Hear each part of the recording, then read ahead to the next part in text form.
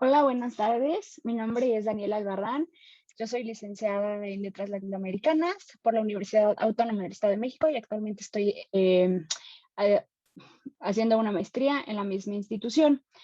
Em, la ponencia de la que vengo a hablarles se titula La tradición de las haunted houses en la casa de Adela, de la escritora argentina Mariana Enríquez.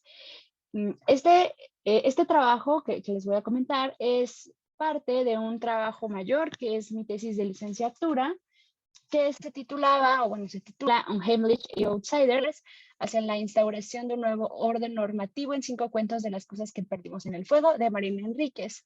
En mi tesis yo hablé de 5 cuentos, entre ellos La casa de Adela, porque creo que es un tema que a mí personalmente me gusta mucho. Es decir, las películas de terror que llevan casas y que tienen casas con fantasmas o que están embrujadas o etcétera, creo que es un tema que a mí me encanta. También creo que es un tema que viene mucho de la literatura, bueno, sí, de la literatura y del cine estadounidense, y hay que recordar que pues Mariana es pues una seguidora de Stephen King, y pues Stephen King sabe y ha escrito mucho sobre casas embrujadas, incluso, bueno, It, incluso la película de It, ¿no? La reciente tiene una escena que a mí me gusta mucho, que es cuando los niños están adentro y la casa comienza a temblar, y creo que sucede un poco esto en Mariana Enríquez. Entonces, pues de esto es de lo que voy a hablarles hoy, de las casas embrujadas en la casa de Adela específicamente. Eh, bueno, antes rescato que una de las características de la narrativa de Enríquez es que sus cuentos recuerdan a los cuentos clásicos de terror. Es decir, es imposible leerla y no distinguir entre sus mujeres o en las mujeres o en sus personajes, por ejemplo, a chicas como Annabelle de Edgar Allan Poe, y sobre todo esta belleza pálida y a punto de morir, como este personaje que Vera Calavera Vera, me parece, que es una mujer que está ya en los huesos y está a punto de morir, y finalmente eso es una estética, una especie de belleza que también es una propuesta muy de Mariana Enríquez, una nueva estética, tal vez una estética de lo monstruoso. De eso hablo en mi tesis, pero no voy a hablar de eso aquí. Y bueno, también hay que recordar que pues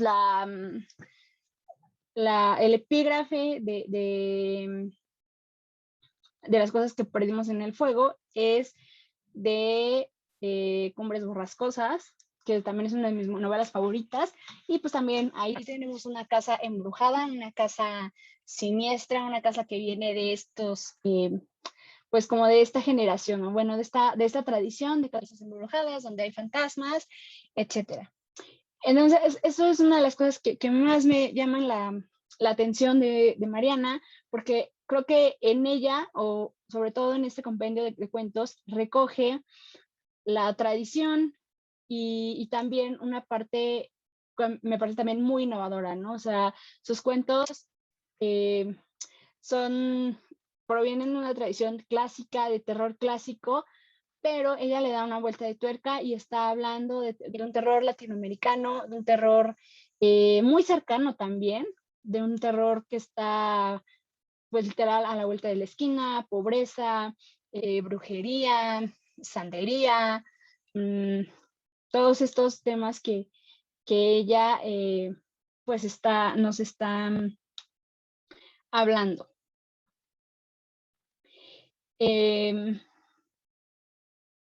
Bueno, eso fue como a modo de introducción a este trabajo, y voy a comenzar a leer mi trabajo.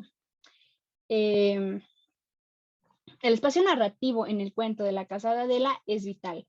En primera instancia debemos entender la importancia del título. La casa abandonada resulta ser un locus simbólico donde la narradora y los personajes se mueven dentro del cuento. En este caso, el espacio funciona como un componente narrativo e incluso se puede pensar que la casa es, de hecho, un personaje. Así pues, se deben considerar al espacio como un lugar que interfiere directamente tanto en la historia como en los personajes. El espacio, o sea, la casa, explica simbólicamente las acciones de los personajes. Cito a Elena Bernstein: el espacio en que se ubican los personajes y en que se desarrollan las acciones de la historia nos es ofrecido en la narración a través del discurso que nos permite evocar la escena de los acontecimientos. Entonces, la casa que aparece en el cuento explica y desarrolla el comportamiento de los personajes. Por ejemplo, en el suicidio del hermano de Clara, quien es la narradora. El cuento de Enríquez retoma la tradición de las casas encantadas, de las casas con fantasmas, o bien de las casas que aterrorizan a todo aquel que la habita o osa poner un pie encima de ellas, como por ejemplo La caída de la casa Usher de Edgar Allan Poe, La casa de los siete tejados de Nathaniel Hawthorne, La casa y el cerebro de Edward Bulwer, y por supuesto El fantasma de Canterville, que también es uno de mis cuentos favoritos de Oscar Wilde. También Casa Tomada de Cortázar y muy particularmente la maldición, bueno, Hill House de Shirley Jackson, que también ya hay una serie que personalmente a mí no me gustó tanto, pero bueno, creo que sobre todo Hill House fue un parteaguas para, o bueno, una gran inspiración para la obra, para este cuento, para en general la obra de Mariana Enríquez. Entonces, es importante recalcar que La maldición de Hill House y Casa Tomada ambos tienen espacios que son fantásticos, digamos, pero no nos encontramos con fantasmas, literalmente fantasmas, como en el caso de Canterville, que ahí sí tenemos un fantasma que, digamos, hace de las suyas en la casa y molesta a los inquilinos. Sin embargo, tanto en Hill House como Casa Tomada, el espacio se convierte en un personaje y no es de ninguna manera una casa común y corriente. Las casas tienen vida. Eso a mí me parece fundamental, pensar que las casas de las que estamos hablando tienen vida. Por ejemplo, en Casa Tomada, la vivienda es un personaje y va acorralando a las personas que viven ahí hasta dejarlas arrinconados en un solo cuarto. Por su parte, La maldición de Hill House tampoco es una casa donde hay fantasmas, pero la casa sí está viva. Todo aquel que llega a ella no puede habitarla tranquilamente. Incluso cuando los personajes llegan a habitar Hill House, el doctor Montaigne, el que invita a la gente a llegar a la casa, les explica lo siguiente. Abrosita de Hill House, directamente de ese libro. Las casas descritas en el Levítico como tsaras o leprosas, o la expresión de Homero para el Averno, Aeda o Domos, la casa de Hades, no hará falta que les recuerde, creo yo, que el concepto de que ciertas casas están prohibidas o son impuras, estas sagradas, es tan antiguo como la mente humana. Ciertamente existen lugares a los que inevitablemente se les atribuye una atmósfera de santidad y bondad. No sería, por tanto, demasiado fantasioso afirmar que algunas casas son malas de nacimiento. Nadie sabe ni siquiera por qué algunas casas son descritas mediante el apelativo de encantadas. Entonces, la casa de Adela, como se puede observar, corresponde a la tradición de las casas mágicas, o las casas que tienen, además de una historia, también son muy viejas, tienen una historia detrás de ellas y se les considera un ente vivo. Las casas embrujadas tienen vida propia y se desarrollan dentro de la narración como un personaje más. Estas casas mágicas embrujadas han sido muy importantes en la literatura tanto fantástica como de terror, ya que la casa se constituye como un espacio anómalo, extraño e incluso en sí mismo propiamente fantástico. Desde los pétreos castillos de la novela gótica a finales del siglo XVIII-XIX, Abrosita, la casa es un espacio clave para el género que dará pie a una multiplicidad de situaciones y variantes. Se refiere al género de terror. La casa como locus establece redes como espacio fantástico, como espacio sobrenatural y como espacio de interconexiones entre la ficción. Es decir, conecta la ficción con la realidad, que eso es lo que vamos a ver en el cuento de Mariana Enríquez, que hay una realidad y también hay una ficción, y también se presta para una interpretación sobre lo fantástico. Cito a Chevalier: simbólicamente, la casa representa la seguridad de un hogar. También está íntimamente ligada con la parte femenina, la madre y el sentido del refugio y la protección. Se relaciona con la seguridad física y emocional del individuo y la psique. También representa un pequeño universo propio y de proporciones infinitas para quien las habita. De igual forma, es un lugar de convivencia, de protección y de calidez. Sin embargo, las casas embrujadas rompen con esa familiaridad y la casa se convierte en todo lo contrario de lo que se describió antes, justo como los siniestros. Las casas se convierten en siniestras porque rompen con la familiaridad que debería tener una casa o un hogar. Las casas encantadas son un espacio que encierra a quien intenta habitarlas. Sin embargo, este tipo de casas también se encuentran abiertas para que los espíritus y las cosas anómalas se integren a ellas, habitándolas y destrozando la idea de hogar. Pero una casa en ruinas es un choque para la mente y los sentimientos. Una casa en ruinas muchas veces simboliza un hogar roto. En el cuento tenemos una casa que no va con la familiaridad, no es una casa bonita, no es una casa hogareña, no es una casa que invite a habitarla. Cito a Enríquez respecto a la casa: una casa embrujada tan cerca, en el barrio, a 2 cuadras apenas, era la pura felicidad. La casa no tenía nada de especial a primera vista, pero si se le prestaba atención, había detalles inquietantes. Las ventanas estaban tapiadas, cerradas completamente con ladrillos, para evitar que alguien entrara o que alguien saliera. La puerta de hierro estaba pintada de marrón oscuro, parecía sangre seca, dijo Adela. Sobre la casa en cuestión, se sabe que anteriormente perteneció a unos ancianos que se murieron uno detrás del otro y que al parecer sus hijos estaban peleando por ella. A pesar de ser una casa prácticamente en ruinas, los habitantes del suburbio pensaban que los hijos de los ancianos estaban luchando por quedarse con ella. Sin embargo, nadie los había visto.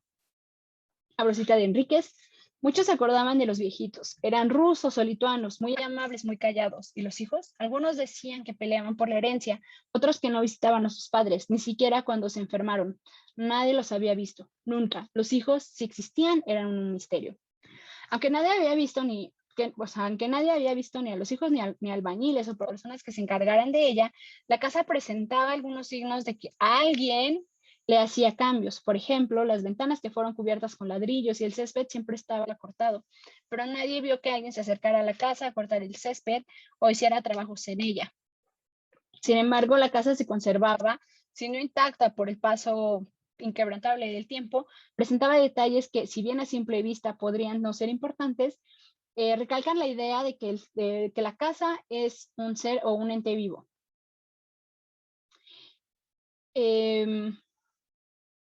Si entendemos lo siniestro como algo que se desarrolla en la familiaridad del hogar, de las cosas e incluso de situaciones conocidas, podemos revisar que el concepto casa debería tener acepciones del tipo cómodo, confortable, hogareño, etcétera, y no porque la casa esté fea o se esté cayendo, tiene que faltarle esos adjetivos, porque finalmente lo que importa es lo de adentro, lo que lo habita.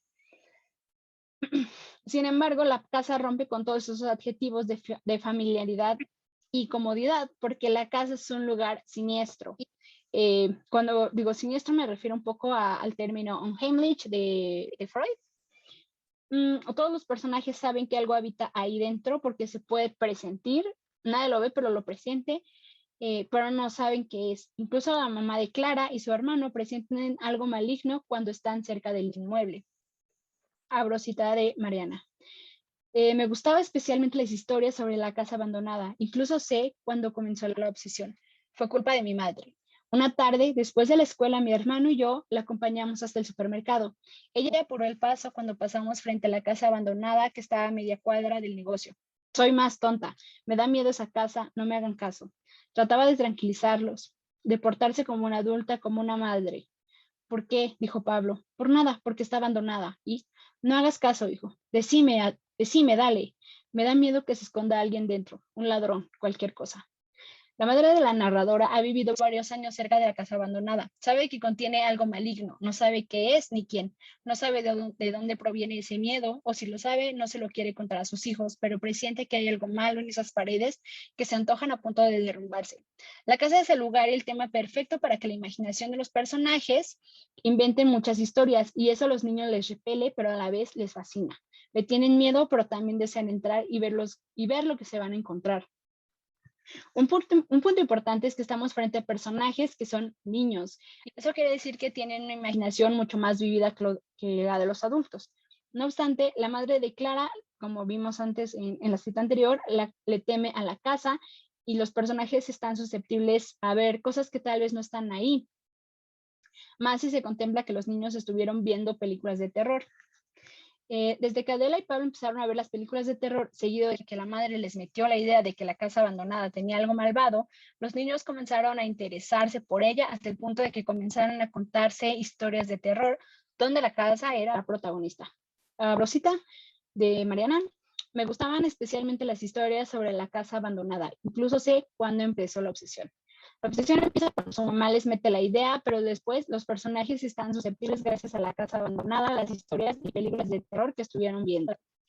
El momento más siniestro, aparte de toda la aura que envuelve la casa abandonada y las reacciones de la mamá de Clara y Pablo y las historias de terror, ocurre cuando entran a la casa. Si pensamos que la casa es un lugar común y corriente y está abandonada, podemos imaginaros que lo que los personajes van a encontrar es otra cosa que basura, ratas y probablemente algún delincuente que toma la casa como refugio. Sin embargo, eso no es lo que ven los personajes. Ellos se encuentran con una casa completamente amueblada y con ciertas cosas que los desconciertan. Abro cita de Enríquez.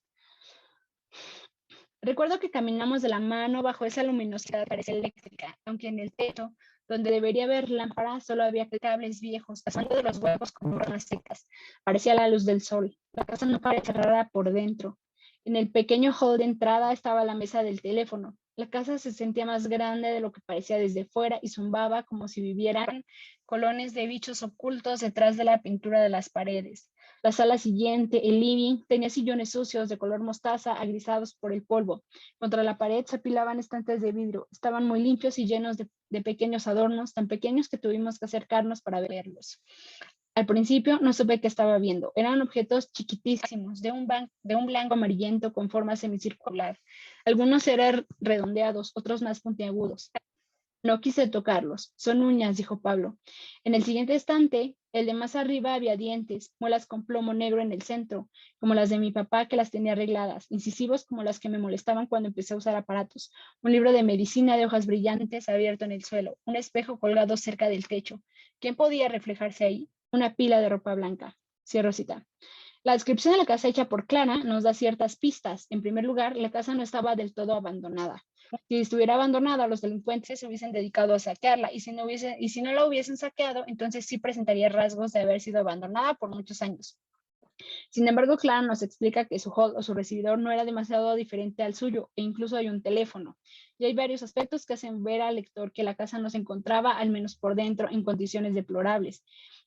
Incluso lo de la pila de ropa blanca nos puede hacer inferir que la casa sigue habitada, aunque por supuesto también cabe la interpretación de que todo lo que ellos ven dentro sea producto de su imaginación. Es decir, como han estado viendo películas de terror, puede que ellos estén predispuestos a ver lo que su imaginación quiere que vean.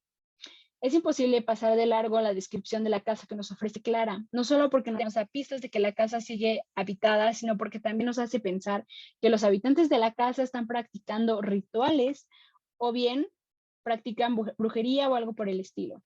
Nos podemos imaginar eso porque lo que encuentras es un frasco con uñas y ropa blanca que puede usarse en un laboratorio, por supuesto, el libro de medicina. Por un instante podemos pensar que la casa es de un médico o algo parecido, pero ¿por qué un médico tendría frascos con uñas? Se puede percibir que la casa es un ente vivo y que hay algo maligno dentro de ella. Los personajes lo saben antes incluso de entrar, primero porque la casa les comenzó a hablar tanto a Adela como a Pablo, mucho antes incluso de que la visitaran. Segundo, cuando ya salen de la casa, Clara se percata de que el inmueble era una máscara de algo que habitaba la casa. Abro cita de Enríquez. Recuerdo que los escuché decir máscara, no cáscara. La casa es una máscara, escuché. De igual forma se reitera la idea de que la casa es un ente vivo, ya que cuando entran las luces se prenden y las cosas que Pablo tenía en la mochila habían aparecido esparcidas por el pasto. Abro cita. Las herramientas estaban desparramadas sobre el pasto seco del jardín, mojadas, brillaban en la noche. Alguien las había sacado de la mochila cuando nos quedamos quietos un minuto, asustados, sorprendidos. Alguien cerró la puerta desde dentro. La casa dejó de zumbar. Clara hace hincapié en la palabra alguien, porque aunque no haya visto a nadie en particular, sabe que algo o alguien está dentro de la casa o que la casa es un alguien. Se insiste en la idea de que la casa es un ente vivo y que los personajes lo saben. La casa resulta ser un elemento siniestro dentro del cuento, ya que además de lo que implica una casa embrujada, podemos pensar que los personajes son supersticiosos a consecuencia de las películas de terror a los que se han visto expuestos. La casa es un elemento que se puede encontrar en la realidad común, pero el lector, los personajes y la ficción le hace creer al lector que la casa está viva, cosa que en la realidad eso resultaría imposible. Enrique retoma un elemento de la vida cotidiana, que en este caso es una casa abandonada. E incluso podría decirse que el hecho de que 3 niños se cuenten historias de terror es algo también muy cotidiano. En cualquier lugar, estos dos elementos pueden conjugarse. Unos niños que están siendo supersticiosos por las historias que se cuentan entre ellos mismos, por las películas que ven y las leyendas que escuchan en su comunidad. Sin embargo, el lector se encuentra con un elemento siniestro cuando la casa ya no es solamente una casa, sino que ha sido exaltada hasta el punto de romper con la realidad ficcional y se convierte en una casa viva. Y por supuesto, otro de los elementos importantes del cuento, la desaparición de Adela. Cuando los personajes del cuento entran a la casa abandonada, se dan cuenta que la casa está viva y que presenta características en las que el abandono no está presente, como la luz y otras cuestiones que anteriormente ya se citaron. Lo importante de esto es observar qué es lo que sucede con Adela. Clara, la narradora, cuenta que Adela sencillamente desapareció. La casa se la tragó entera. Abro cita. Adela no había salido de la habitación de los estantes. Nos saludó con la mano derecha parada junto a una puerta. Después giró, abrió la puerta que estaba a su lado y la cerró detrás de ella. Mi hermano corrió, pero cuando llegó a la puerta ya no pudo abrirla. Estaba cerrada con llave. La casa reclamó el cuerpo y el alma de Adela, aunque los adultos y las autoridades nunca creyeron en esa historia porque cuando revisaron la casa, nada de lo que los niños le explicaron existía. Por adentro no había nada más que ruinas, ni las uñas, ni el teléfono, ni el hall, ni mucho menos luz. La casa efectivamente era una cáscara. ¿Qué fue entonces lo que se llevó a Adela? Incluso, ¿qué es lo que vieron los chicos, ¿no? Clara Clara y Pablo. Pablo y Clara aseguran que efectivamente lo que se llevó a Adela fue la casa y lo que ahí habitaba o la misma casa se la tragó. Pero ¿por qué Adela y no, por qué se llevó a Adela y no a Pablo o a Clara? Tal vez porque Adela era el elemento que rompía con el orden normativo de los dos hermanos. Adela no encajaba con ellos, ella era un monstruo, ellos eran clase medieros, eran normales porque sus cuerpos no presentaban ninguna normalidad. Adela no tenía un brazo. Entonces la casa no podía tragarse a alguien normal, sino a una desviación, a una persona también monstruosa que es Adela. Aquí abro cita también. La casa cumple un rol femenino de acoger al sujeto, pero también de devorarlo físicamente o incluso de homologarlo a lo femenino, castrarlo. También agregamos que el tópico del doble en la escena del personaje frente al espejo actualiza el conflicto interno del personaje. En este caso se trata de dos opciones, la decadencia del cuerpo, lo material, lo físico, frente a lo inmaterial del alma, lo metafísico.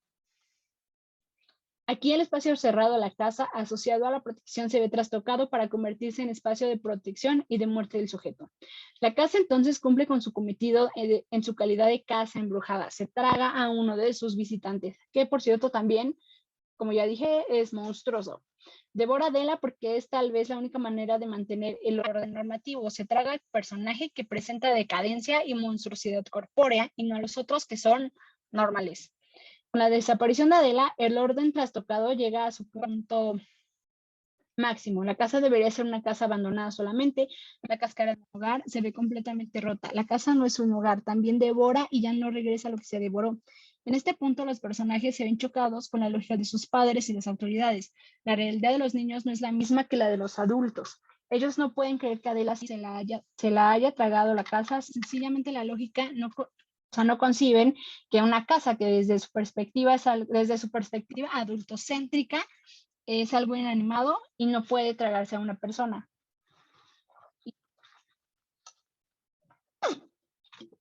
Perdón. Aquí quiero hacer como un paréntesis, porque creo que una de las preguntas como más comunes, o bueno, que nos podemos hacer es, ¿dónde se fue Adela?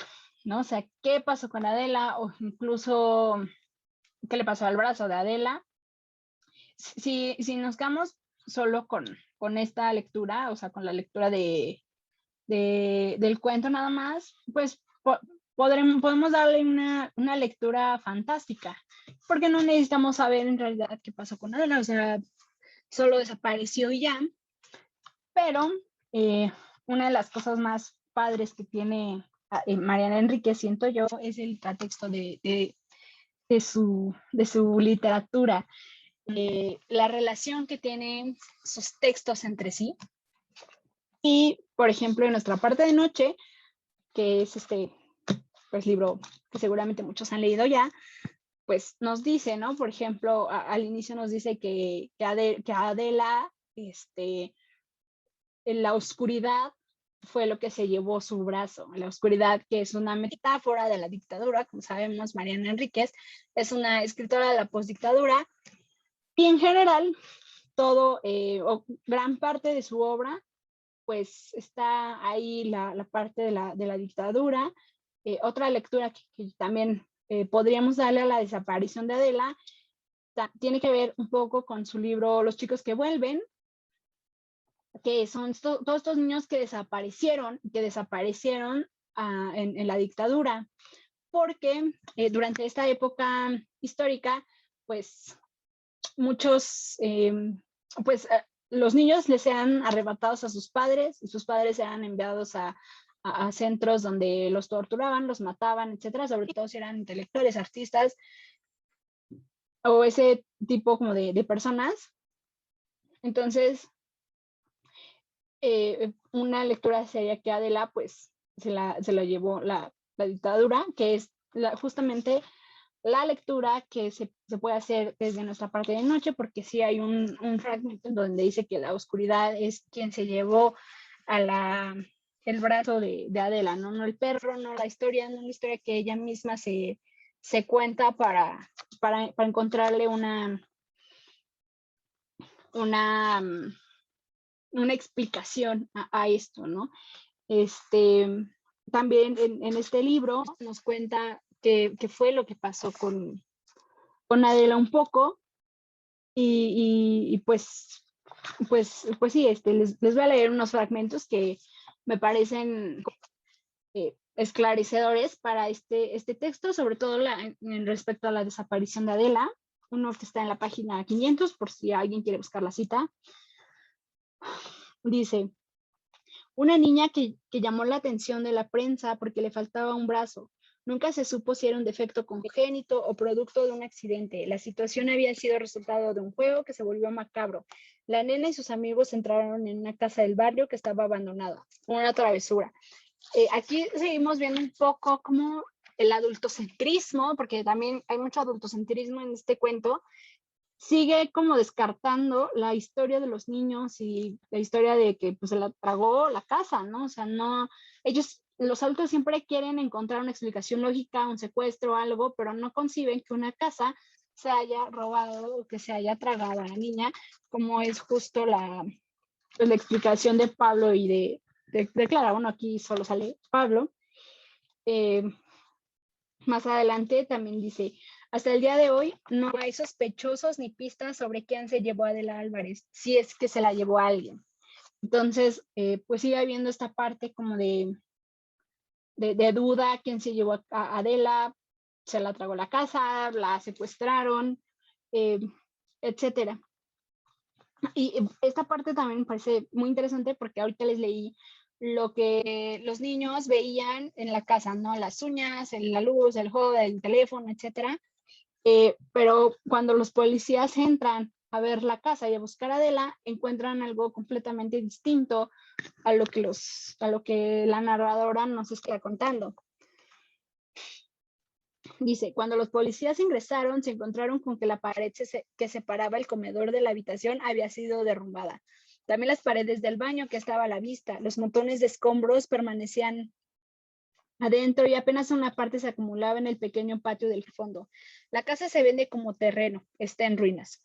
No tenía electricidad, aunque ellos dicen que sí, aunque los chicos aseguraron que había luz y no tenía ninguna puerta. La del baño y la del cuarto habían sido retiradas. La casa estaba en venta, aunque no tenía un cartel.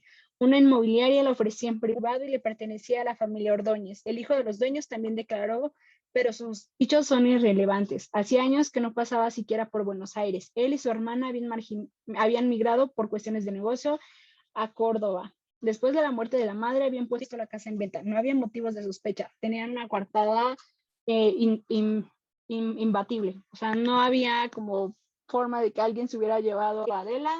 No hay como, pues sí, indicios de que alguien se haya llevado a este personaje. Y prosigo con la lectura. Adela y Clara se hicieron amigas por dos razones. La primera fue porque Adela parecía ser una niña rica y Clara una chica, sino pobre, sí de clase media. Aquí, bueno, en el cuento nos dicen que era una niña rica porque tenía los juguetes, etcétera. Y por ejemplo, en nuestra parte de noche nos damos cuenta que era de una familia sí adinerada, al igual que bueno, eran adinerados porque pertenecían como una especie de logia que por alguna extraña razón tenían dinero. Entonces, Adela vivía en su lujoso chalet y era considerada por Clara una princesa de suburbio, porque tenía los mejores juguetes importados que le traía su papá de Estados Unidos, las mejores fiestas de cumpleaños cada 3 de enero y la razón más importante, a Adela le faltaba un brazo, por eso se hicieron amigas. Ahí no hay una historia exacta de cómo Adela perdió el brazo izquierdo, aunque lo podemos encontrar en nuestra parte de noche. La narradora nos cuenta que Adela dice que la mordió un perro, sin embargo, su muñón no presenta ningún tipo de cicatriz que pudiese notar que un perro fue lo que la atacó. Sus padres, por otro lado, aseguran que la carencia del brazo es un mal congénito. En cualquier caso, ese mal congénito o el accidente que haya sufrido nunca queda precisado con claridad. Lo interesante aquí es que a Adela no le importa no tener un brazo ni el miedo que despierta. Es decir, no la hace sentir mal ni le incomoda, al contrario. Parece que disfruta la atención extra que recibe porque le falta un brazo y eso la hace notar en su escuela y con sus compañeros. Abro cita de Enríquez. A ella no le importaba, ni siquiera quería usar un brazo ortopédico. Le gustaba ser observada y nunca ocultaba el muñón. Si veía la repulsión en los ojos de alguien, era capaz de refregarle el muñón por la cara o sentarse muy cerca y rozar el brazo del otro con su apéndice inútil, hasta humillarlo, hasta dejarlo al borde de las lágrimas. El comportamiento de Adela le valió para que sus compañeros de la escuela le pusieran el epítome de monstrita. A Adela eso tampoco le importaba, de hecho parecía que disfrutaba toda esa situación en la que ella se encuentra. Ser diferente, ser rara, que le falte un brazo y que otros le llamen monstruito le gusta. Goza incomodando a sus compañeros. En ese sentido, Adela se sabe un monstruo. Sin embargo, cabe preguntar por qué sus padres dicen que lo del brazo es un mal congénito y ella se inventa un montón de historias para explicar la falta de su brazo. Como ya mencioné, aquí en nuestra parte de noche puede tener una otra lectura, que es que en la oscuridad se llevó su brazo. Es muy probable que haya sido un mal congénito porque según Pablo, su muñón no presenta ningún tipo de cicatriz. Por otro lado, Adela siempre está contando historias de cómo perdió el brazo, tal vez con la intención de que sus amigos la vean más interesante, porque desde una perspectiva social es mejor hacerse un monstruo que haber nacido uno. Entonces,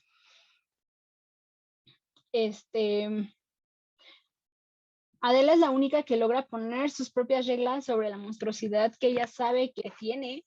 No es una interferencia en su vida cotidiana, ni siquiera el repudio que sus compañeros de escuela sienten hacia ella pareciera importarle en lo absoluto. Ella es la que mete a Pablo y a Clara en su mundo, un mundo lleno de lujos, pero también la mete a lo outsider. De alguna manera, por ella se metieron a la casa abandonada. Al final, ni Pablo ni Clara logran restablecer su orden simbólico. Para ambos hay consecuencias innegables. Clara mantiene pesadillas. Los sueños de Adela son todos distintos, pero nunca falta la lluvia, ni faltamos mi hermano y yo, los dos parados frente a la casa abandonada con nuestros pilotos amarillos. Y Pablo, pues sabemos que se suicidó a los 22 años. Cito, mi hermano se volvió loco igual. Se suicidó a los 22 años. Yo reconocí el cuerpo destrozado. Él siempre soñaba con Adela en sus sueños. Nuestra amiga no tenía uñas ni dientes. Sangraba por la boca, sangraba sus manos. Clara es la única que permanece en un orden normativo y en su mundo de tener un cuerpo monstruoso termina siendo una leyenda. Abrosita de Enríquez, otra más pequeña, escrita con fibra, repite el modelo de una leyenda urbana. Hay que decir, Adela 3 veces a la medianoche frente al espejo con una vela en la mano. Pero sus amigos pierden la cordura y nunca la aceptan. Clara de alguna manera logra sobrevivir, sin embargo Pablo no, y mucho menos los papás de la narradora que tuvieron que mudarse de colonia. Entonces, el hecho de que nunca se haya sabido qué fue lo que pasó en realidad con Adela nos lleva de nuevo a la tradición de las casas embrujadas, donde parece que es una característica desaparecer a las personas que visitan o bien habitan la casa. Abro una cita. La clave fantástica del relato se cumple al no resolverse el hecho insólito, pues nos queda la duda de si se trató de un sueño o de un hecho real o ficticio, comprobable en la ficción. Es lo que les mencionaba hace un momento, que se puede tener una lectura de cuento fantástico sin ningún problema, porque nunca resuelve, al menos en el cuento, nunca se resuelve qué pasó con Adela, y no es necesario que se resuelva, porque finalmente esa es una de las características de lo fantástico. Así pues, la desaparición de Adela nunca se nos aclara. Incluso los personajes adultos no encuentran en el universo normal de la desaparición de Adela y nunca creen que se la haya tragado. Entonces, finalizo con esta reflexión. Los adultos, desde una perspectiva adultocéntrica, porque repito, en todos estos cuentos hay muchos infantes. Hablamos de una infancia monstruosa que también Mariana Enríquez ha diversificado en varias de sus entrevistas. Y pues ya, eso es todo por mi parte. Los invito a leer a Mariana Enríquez, a ver películas de terror en esta época, sobre todo porque pues ya se acerca Halloween y podemos maratonearnos perfectamente los cuentos de Mariana Enríquez y también películas de casas embrujadas, películas de terror. Y si llegaron hasta acá de mi ponencia, pues muchísimas gracias. Y eso es todo.